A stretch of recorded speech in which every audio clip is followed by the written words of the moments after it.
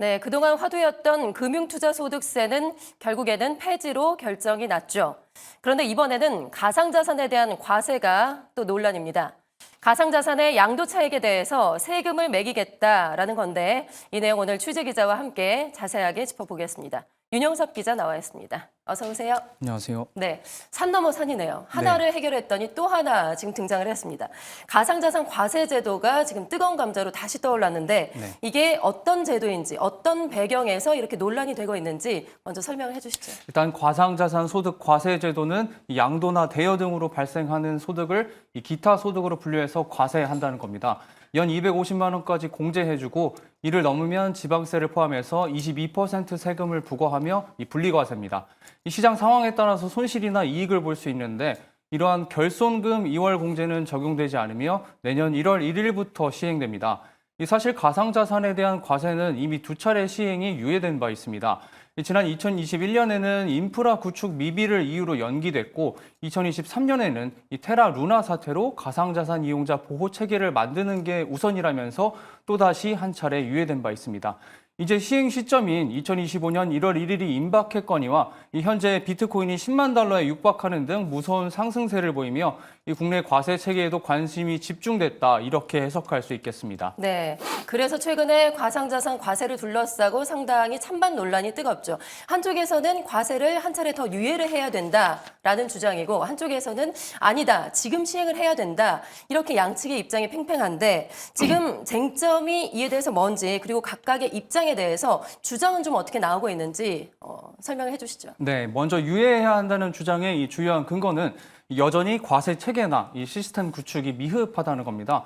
해당 문제는 정치권 공방으로도 번져서 여당인 국민의힘에서 이같이 주장하는 건데요. 예를 들어서 이 국세청 홈택스처럼 이 세금을 매기려면 신고할 수 있는 시스템이 구축돼야 하는데 이게 전혀 마련돼 있지 않습니다.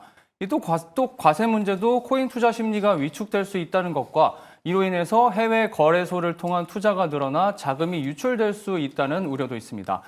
특히 해외 거래소에서 투자를 하게 되면 국내에서는 거래 내역이나 규모 등을 제대로 알 수 없어서 투자자의 자진 신고에 의존해야 합니다. 이 때문에 여당은 국내와 해외 거래소 간 거래 내역을 살펴볼 수 있게 하는 이 암호화 자산 자동 정보 교환 체계, 일명 카프가 시행되는 2027년으로 과세를 2년 더 유예하자고 주장하는 겁니다.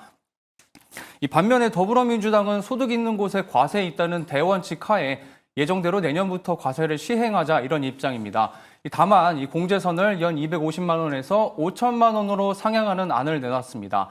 2024년 상반기 기준으로 국내 가상자산 투자자는 780만 명으로 추산되는데 이들 대부분이 투자 규모가 5천만 원 미만이라는 점에서 이 과세로 인한 충격을 완화할 수 있다는 논리입니다. 또 세수 결손으로 가상자산 세금을 메꿀 수 있기 때문에 예정대로 과세해야 한다는 입장입니다. 네, 여야 양측이 각각의 주장으로 팽팽하게 맞서고 있는 그런 상황인데 이럴 때 그렇다면 해외의 과세 체계는 어떤지 참고를 해보면 상당히 좋을 것 같아요. 지금 다른 나라에서는 가상자산에 대한 과세에 대해서 어떻게 좀 실시하고 있을까요? 일단 미국이나 일본 등 이 주요국에서는 모두 가상자산 소득에 과세를 하고 있습니다. 이 나라별로 살펴보면 먼저 미국은 보유 기간과 소득을 기준으로 과세합니다. 이 가상자산을 1년 미만 보유한 경우 소득에 따라서 10에서 37% 세율로 종합과세하고 1년 이상 보유하고 소득이 4만 달러를 초과할 경우 15에서 20%를 과세합니다.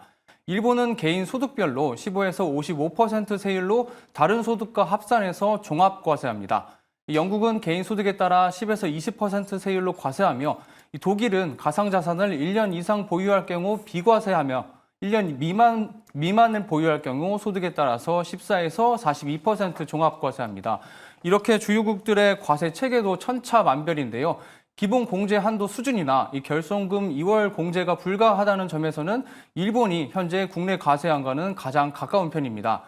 다만 국내와는 달리 종합과세라는 점과 일본 정부가 내년부터는 20% 단일 세율로 규정을 바꾸고 있다는 점에서는 차이를 보입니다. 네, 각국마다 체계가 상당히 다르군요. 네. 그런 만큼 우리나라 현실에 맞게 이 과세 제도를 좀 참고를 하면 좋을 것 같습니다. 그런데 사실 이게 세금이란 게 우리 국민에게 미치는 영향력이 상당히 크잖아요. 그렇기 때문에 우리 투자자들에게 미치는 영향이 상당히 클 것 같은데 국내 우리 투자자나 코인 업계에서는 과세 제도에 대해서 어떤 이야기들이 좀 나오고 있을까요? 먼저 그 국내 코인 개미 투자자들은 과세를 유예하자, 나아가서는 이 폐지하자는 데 목소리를 높이고 있습니다. 지난 20일 접수된 가상자산 과세를 유예해야 한다는 국민청원에 5만 6천 명가량이 동의했습니다. 이에 따라서 의안은 소관인 기획재정위원회 심사 단계에 들어갔습니다. 이 밖에도 코인 과세의 유예 또는 폐지 청원이 줄을 잇는다는 점에서 이 개인 투자자들은 과세를 달갑게 여기지는 않는 분위기입니다. 이 가상자산 거래소를 운영하는 업계에서도 과세 유예에 무게를 실었는데요. 관련 발언 직접 들어보겠습니다. 취득 원가를 알 수가 없다는 게 제일 큰 문제인데요. 해외 거래소에서 코인을 산 다음에 국내 원화 거래소로 옮기게 될 경우에 취득 원가를 알 수가 없습니다. 그렇기 때문에 어떻게 과세해야 될지 그 기준도 없고요. 과세를 하려면 해외 거래소 등에서 거래된 가상자산 취득 원가를 정확히 파악해야 하는데 이를 알 수 없어서 과세 제도가 도입되더라도 실효성이 없을 것이다, 이런 설명입니다. 반면에 경제정의 실천 시민연합 등 시민단체를 중심으로는 과세를 예정대로 시행해야 한다는 목소리도 나옵니다. 이들은 가상자산 이용자 73%가 100만 원 미만의 소액 보유자고 15%가 500만 원 이상의 보유자라는 점에서 이 개인 투자자에게 미치는 영향이 크지 않을 뿐더러 시행하지 않으면 부자 감세가 된다는 점을 근거로 들었습니다. 여러 이해관계자들의 의견이 분분한 만큼 정부가 하루빨리 관련 제도를 정비해야 할 것으로 보입니다. 네, 뭐 사실 과세도 과세지만 일단 순서부터 좀 고쳐 써야 되지 않을까 싶은 생각이 드는데요. 이용자들에게 혼란이 좀 없도록 과세 체계나 시스템 구축부터 먼저 하고 과세 논의를 이어가도 되지 않을까 싶은 생각이 듭니다. 지금까지 윤영섭 기자와 함께했습니다. 고맙습니다.